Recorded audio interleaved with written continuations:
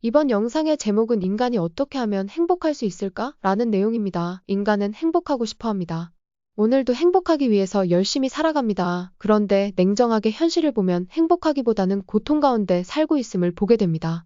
오늘자 인터넷에 나와 있는 뉴스를 보면 우크라이나와 러시아의 전쟁으로 수많은 사람이 죽음과 고통 가운데 살고 있는 모습들, 세계 곡물가와 원유값 급등으로 인한 고통과 환경오염 및 미세먼지 증가로 인한 호흡기 질환 증가, 모 호텔 화재로 인한 심각한 피해, 임산부 13명 중 1명이 배우자 폭력에 시달리는 등의 기사가 나옵니다. 오늘자 뉴스에서도 여전히 행복한 기사는 거의 나오지 않습니다. 매일매일 아침부터 밤늦게까지 세계, 국가, 기업, 단체, 가정, 개인의 불행하고 고통 가운데 있는 사건만 나오고 있습니다.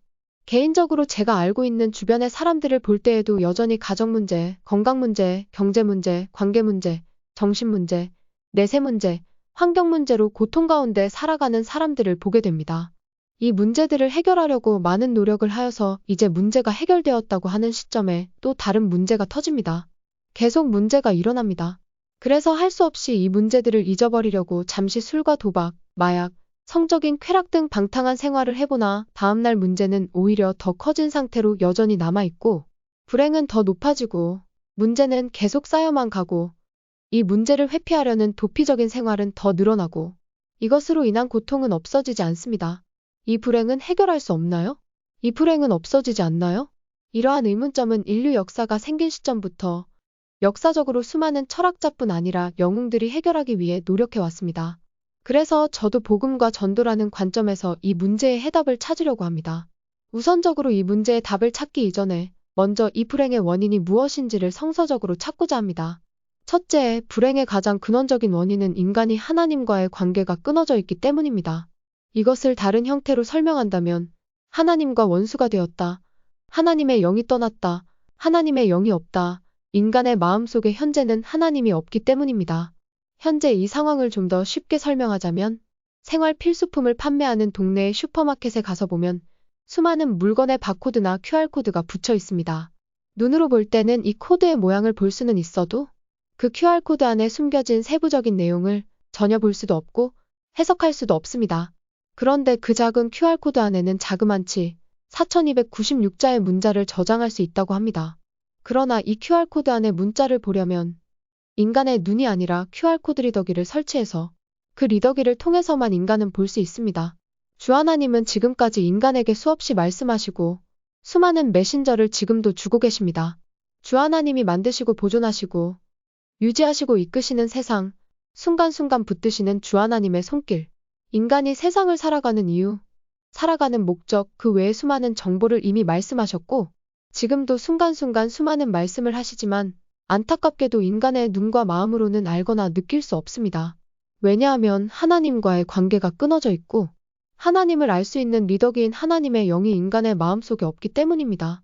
둘째, 인간은 하나님의 영이 없기 때문에 살아가는 모든 생각과 행동은 이 세상의 주인이신 주 하나님의 입장에서 볼 때 주 하나님과 다른 생각과 행동을 하게 되어 있습니다.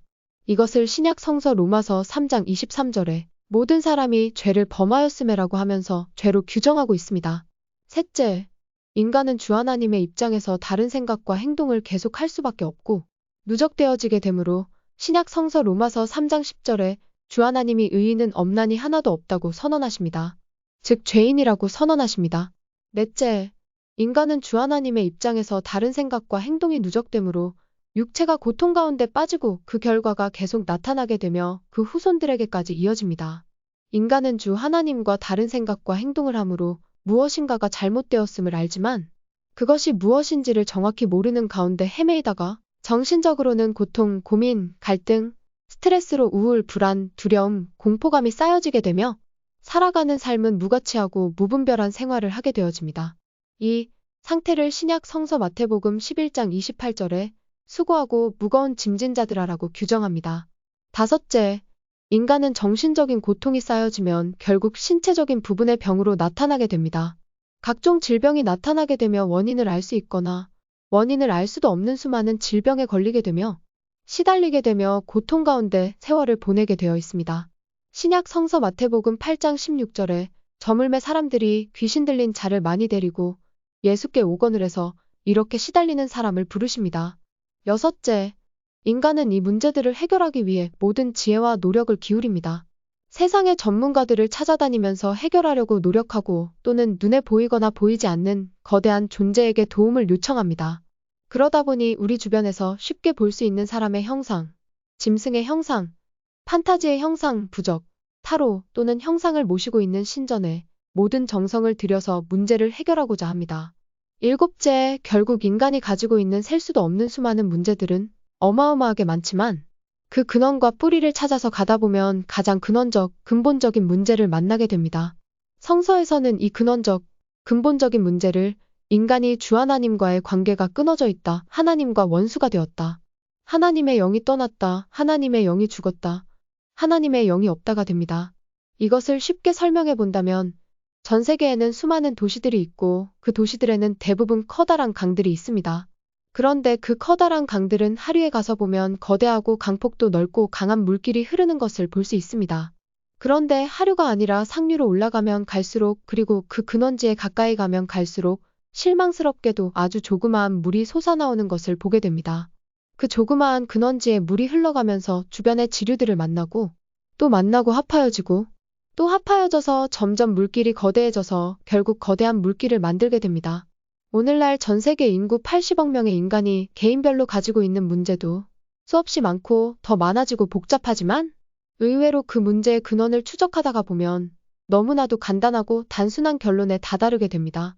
즉, 주 하나님과의 관계가 끊어졌다. 주 하나님의 영이 없다. 주 하나님의 영이 떠났다. 지금 주 하나님의 영이 인간에게는 없다로 연결됩니다. 우리 인간의 근원적인 문제에 대하여 어떻게 생각하시나요?